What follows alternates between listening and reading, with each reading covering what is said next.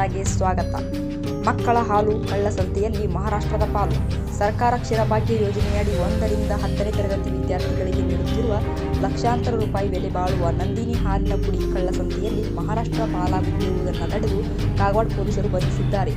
ನಿನ್ನೆ ತಡರಾತ್ರಿ ಕಾಗವಾಡ ಟು ಗಣೇಶವಾಡಿ ಮಾರ್ಗ ಮುಖಾಂತರ ಮಹಾರಾಷ್ಟ್ರ ರಿಜಿಸ್ಟರ್ ಹೊಂದಿರುವ 2 ಟೆಂಪೋ ವಶಕ್ಕೆ ಪಡೆದು ಅದರಲ್ಲಿ ಇದ್ದ 3,750 ಹಾಲಿನ ಪ್ಯಾಕೆಟ್ ಸೀಜ್ ಮಾಡಿದ್ದಾರೆ.